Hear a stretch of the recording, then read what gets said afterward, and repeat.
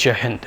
देखिए, आज हम लोग जो है पॉलिटिकल साइंस और इंटरनेशनल रिलेशन 1981 में पूछा गया एक प्रश्न जो है ये मुख्यतः इंडियन नेशनल मूवमेंट से ये प्रश्न है और ख़ास करके उस समय कांग्रेस में दो प्रकार की आइडियोलॉजी या दो पार्ट में कांग्रेस सूरत स्प्लिट के बारे में आप लोगों को मालूम ही होगा कि किस प्रकार से एक्सट्रीमिस्ट और मॉडरेट के मध्य में कॉन्फ्लिक्ट के बाद जो है कांग्रेस टूटती है या बिखरती है या बिलग होती है, अलग होती है। ठीक है, तो यहाँ दो बड़े महानायक या फिर स्वतंत्रता की आज़ादी में कह सकते हो कि जिनका बहुत बड़ा योगदान है, स्वतंत्रता सेनानी का यहाँ वर्णन है।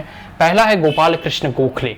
गोखले को महात्मा गांधी का गुरु भी कहा जाता है। ठीक है, और गोपाल कृष्ण गोखले के कह सकते हो के आज्ञा अनुसार ही गांधी जी को गोखले साहब सलाह देते हैं कि आप पहले एक साल जो है भारत का भ्रमण करें। ठीक है, भारत को समझने का प्रयास करें जब गांधी जी साउथ अफ्रीका से जो है लौटते हैं उसके उपरांत। इसलिए जो है इन्हें महात्मा गांधी का गुरु भी कहा जाता है। तो Gopal Krishna Gokhale was a moderate. देखो, दो पार्ट में इस स्टेटमेंट को समझो कि गोपाल कृष्ण गोखले एक मॉडरेट थे। मॉडरेट कहने का मतलब है मध्यम मार्गी। ठीक है, जो मध्यम मार्गी हो। बट तिलक, बाल गंगाधर तिलक, ठीक है, तिलक नहीं कहा था ना कि स्वराज हमारा जन्म सिद्ध अधिकार है। ठीक है, freedom was our birth right. यह देखो, the Tilak was an extremist. Extremist मतलब जो किसी भी सिद्धांतों को एक्सट्रीम पर जाकर फॉलो करता है, मानता है या एक्सक्यूट करता है। हमें इस क्वेश्चन पे कमेंट करना है, अपनी राय देना है। तो इसमें ये कथन एकदम एज इट इज सही है।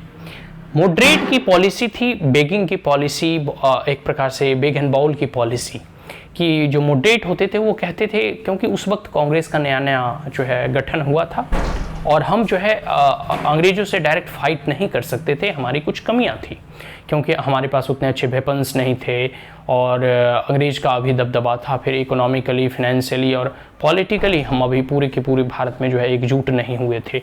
तो स्वाभाविक सी बात है कांग्रेस का अभी नवीन जो है गठन के रूप में जो है एक राजनीतिक संगठन के रूप में जो है उसकी अभी स्थापना ही हुई थी। तो मॉडरेट की जो सिद्धांत था, फिलॉसफी था, वो बेगिंग का था। कहने का मतलब वो कहते थे कि आप हमें कुछ अधिकार दें, जैसे आप हमें जो है सरकारों में सम्मिलित करें, आप हमें जो है जो लेजिस्लेटिव विंग होती थी उसमें सम्मिलित करें। तो मॉडरेट जो है मांग कर जो है चीज़ों को करने का प्रयास करते थे। मतलब अंग्रेजों के जरिए जो है अंग्रेजों के सामने वो है जो है एक प्रकार से अपनी बातों को रखते थे और कहते थे कि हमें इन चीज़ों की डिमांड है, हमें ये चीज़ चाहिए। ठीक है, तो उस प्रकार से मॉडरेट जो है हमेशा जो है अंग्रेजों के सामने पिटीशन वगैरह फाइल किया करते थे। प्रेस वगैरह में जो है निकाल कर मतलब जो है ना कि प्रेस रिपोर्टर वगैरह सरकार की जो आलोचना करते थे, तो वैसे ही वो लोग मॉडरेट वगैरह भी सरकार की आलोचना करते थे। मतलब किसी ना किसी तौर पे वो देश की आज़ादी के लिए ही लड़ रहे थे, लेकिन हाँ उनका माध्यम था गांधी जी वाला। ठीक है, पीस एंड नॉन वायलेंस का आप कह सकते हो। खैर गांधी जी तो बाद में आए, फिर भी मतलब जरिया वही था कि एकदम शांतिपूर्ण तरीके से हम अंग्रेजों को जो है मोरली जो है डाउन करेंगे और उसके बाद जो है हम आज़ादी की कीमत को पाएंगे, या फिर अंग्रेजों से डायरेक्ट लोहा लेने या फाइट करने की इनकी इच्छा नहीं थी। इसका कारण हम ऑलरेडी बता चुके हैं कि उस वक्त जो है अगर हम अंग्रेजों से डायरेक्ट फाइट करते तो हो सके वो कांग्रेस पर प्रतिबंध लगा देती। तो पॉलिटिकली जो आम लोगों में एक नवजागरण की जो कह सकते हो कि शुरुआत किया जा रहा था वह भी पूरा नहीं होता। लेकिन तिलक जब से आए, या बाल गंगाधर तिलक हो गए, या फिर और बहुत सारे जो बड़े बड़े कह सकते हो कि एक्सट्रीमिस्ट जैसे सुभाष चंद्र बोस हो गए और बहुत बड़े बड़े जो एक्सट्रीमिस्ट धीरे धीरे जैसे आते गए, तो उनके आने के बाद होता यही है कि वो उनकी अंग्रेजों से डील करने की, फाइट करने की तरीके बदलने लगे। जैसे स्वदेशी मूवमेंट वगैरह हो गया, या फिर इनका कहना था कि हम अंग्रेजों से डायरेक्ट कॉन्फ्लिक्ट करें, डायरेक्ट लोहा लें। ठीक है, उन पर डायरेक्ट अटैक करें। ठीक है, तो इस प्रकार का ये कॉन्सेप्ट पर जो है बिलीव करते थे और इसलिए इन्हें जो है एक्सट्रीमिस्ट विंग कहा गया। तो सूरत स्प्लिट के बाद आप लोग जानते ही हो कि किस प्रकार से कांग्रेस का विघटन होता है, कॉन्फ्लिक्ट जो है एकदम सामने उभर कर आ जाता है मॉडरेट और एक्सट्रीमिस्ट के मध्य में। और आने वाले समय में आप देखोगे कि फिर दोनों यूनाइट होते हैं।